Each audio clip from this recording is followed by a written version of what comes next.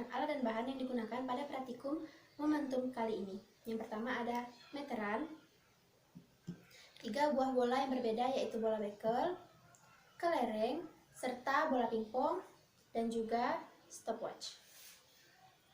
Pada praktikum kali ini, langkah pertama yang akan dilakukan adalah siapkan meteran 100 cm, lalu tegakkan di dinding secara vertikal. Lalu, lemparkan bola dari ketinggian 100 cm dan 50 cm.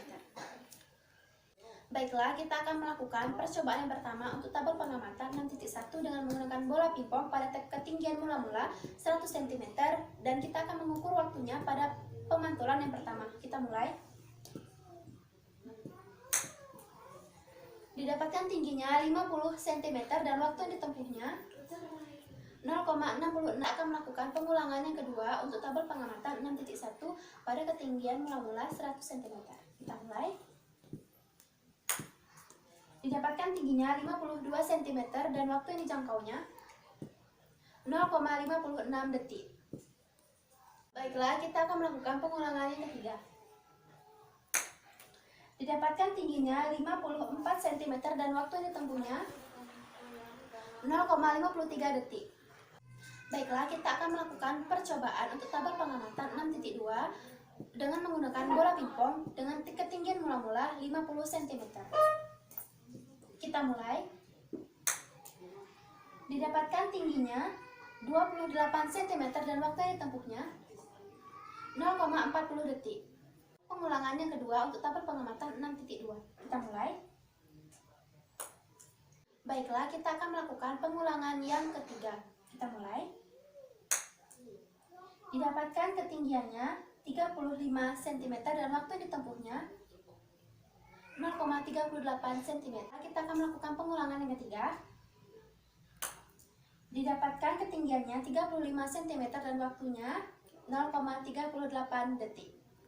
Baiklah, kita akan melakukan percobaan untuk tabel pengamatan 6.3 dengan menggunakan bola bekel pada ketinggian mula-mula 100 cm, dan kita akan mengukur waktunya dengan menggunakan stopwatch pada pantulan yang pertama. Kita mulai.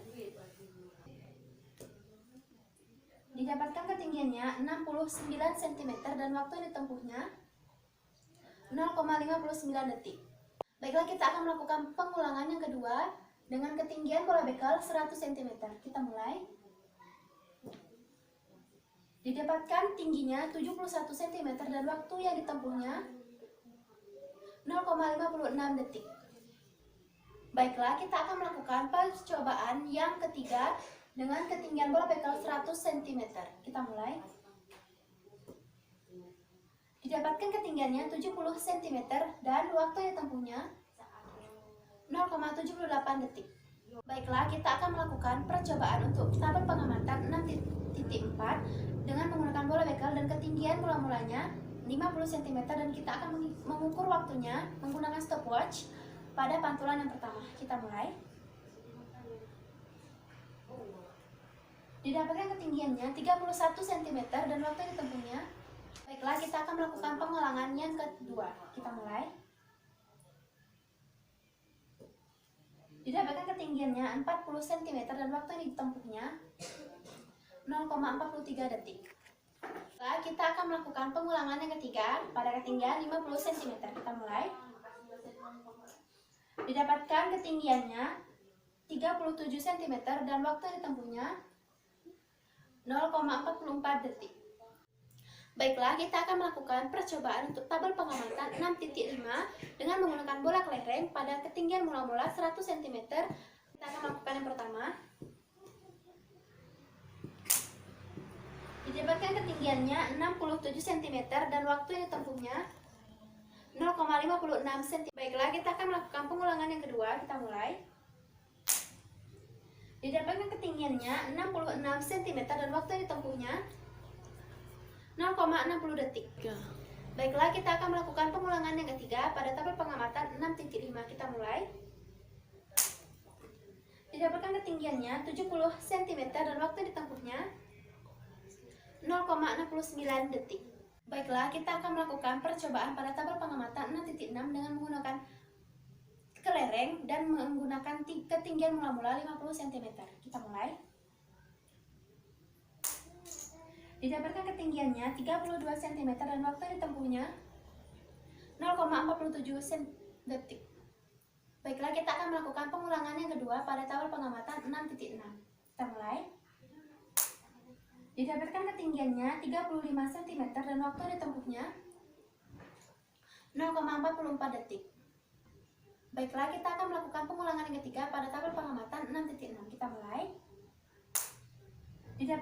Di sini ada hasil pengamatan dari tabel pengamatan 6.1, tabel pengamatan 6.2, tabel pengamatan 6.3, tabel pengamatan 6.4, tabel pengamatan 6.5, dan tabel pengamatan 6.6. Berikut adalah perhitungan untuk tabel pengamatan 6.1, 6.2, 6.3, 6.4, 6.5, dan 6.6. Berikut adalah ralat ketinggian pantul untuk tabel pengamatan 6.1, ralat waktu tabel pengamatan 6.1. Lalu ada ralat koefisien restitusi untuk tabel pengamatan 6.1, ralat ketinggian pantul tabel pengamatan 6.2, ralat waktu tabel pengamatan 6.3, dan ralat koefisien restitusi pada tabel pengamatan 6.2. Lalu ada ralat ketinggian pantul tabel pengamatan 6.3 dan ralat waktu tabel pengamatan 6.3. Lalu ada ralat koefisien restitusi tabel pengamatan 6.3, ralat ketinggian pantul untuk tabel pengamatan 6.4. Selanjutnya ada ralat waktu untuk tabel pengamatan 6.4, ralat koefisien restitusi untuk tabel pengamatan 6.4. Lalu ada ralat ketinggian pantul untuk tabel pengamatan 6.5, ralat waktu tabel pengamatan 6.5. Lalu ada ralat koefisien restitusi untuk tabel pengamatan 6.5 dan ralat ketinggian pantul tabel pengamatan 6.6. Selanjutnya ada ralat waktu untuk tabel pengamatan 6.6 dan yang terakhir ada ralat koefisien restitusi untuk tabel pengamatan 6.6.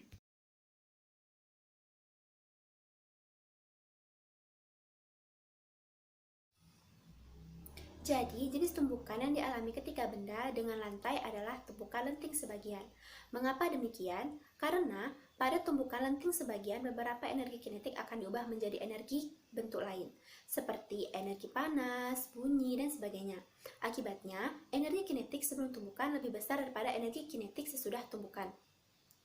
Sebagian besar tumbukan yang terjadi antara dua benda merupakan tumbukan lenting sebagian. Pada tumbukan lenting sebagian berlaku hukum kekekalan momentum, tetapi tidak berlaku hukum kekekalan energi kinetik. Yang terjadi pada momentum sebelum dan sesudah tumbukan pada jenis tumbukan lenting sebagian, pada ketiga benda tersebut merupakan tumbukan antara dua benda yang jumlah energi kinetiknya sesudah terjadi tumbukan lebih kecil dibandingkan dengan jumlah energi kinetiknya sebelum terjadi tumbukan. Jadi, ralat restitusi dapat diukur dengan menggunakan rumus E sama dengan akar dari H2 per H1, di mana H2 adalah ketinggian akhir atau ketinggian pantul dan H1 adalah ketinggian mula-mula. Jadi, pada tabel 6.2 didapatkan jika ketinggian pantulnya 50 dan ketinggian mula-mulanya 100, maka koefisien restitusinya dengan menggunakan rumus E sama dengan akar dari H2 per H1, di mana H2-nya adalah 50 dan H1-nya adalah 100, berarti koefisien restitusinya pada tabel pengamatan 6.1 untuk percobaan pertama adalah 0,7. Begitupun untuk percobaan yang kedua 0,72, ke percobaan yang ketiga 0,73. Pada tabel pengamatan 6.2 dengan menggunakan rumus yang sama, yaitu E sama dengan akar dari H2 per H1 dengan ketinggian pantulnya 28 dan ketinggian mula-mulanya 51. Maka dengan menggunakan rumus E sama dengan akar dari H2 per H1 didapatkan ketinggian koefisien restitusinya 0,76.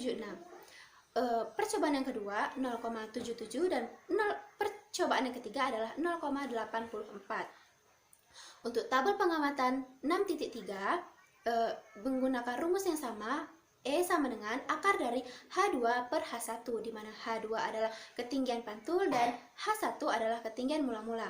Jika ketinggian pantul pada percobaan pertama 69 dan ketinggian mula-mulanya 100, maka koefisien restitusinya adalah 0,83. Percobaan yang kedua 0,85 dan percobaan yang ketiga adalah 0,84. Pada tabel pengamatan 6.4, koefisien restitusinya menggunakan rumus yang sama, yaitu E sama dengan akar dari H2 per H1, di mana H2-nya adalah 31 untuk percobaan yang pertama dan ketinggian mula-mulanya H1-nya adalah 50, maka koefisien restitusinya 0,78.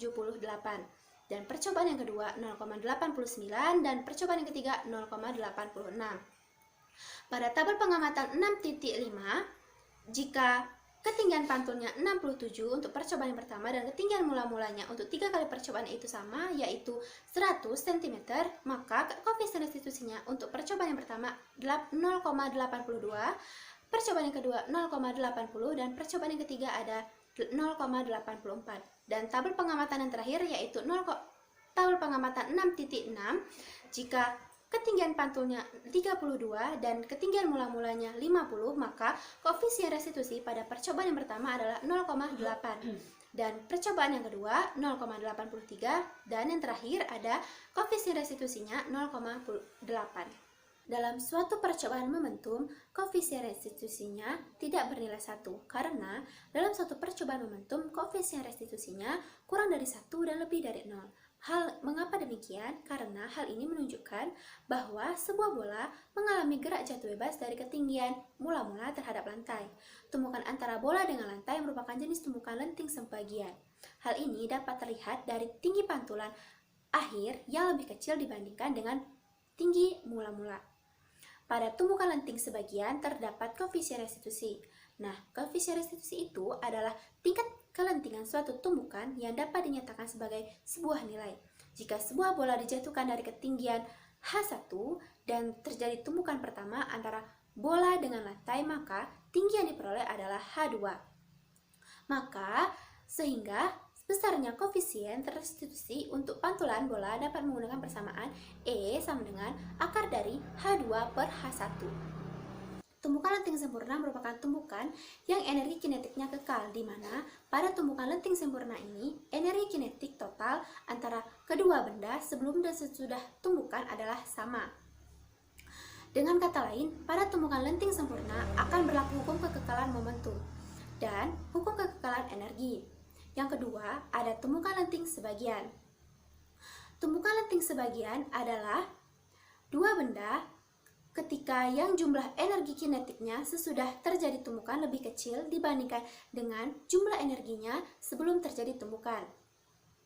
Pada tumbukan ini, sebagian energi kinetik diubah menjadi bentuk lain, sehingga energi kinetik setelah tumbukan lebih kecil daripada energi kinetik setelah tumbukan. Yang ketiga, ada tumbukan lenting sempurna.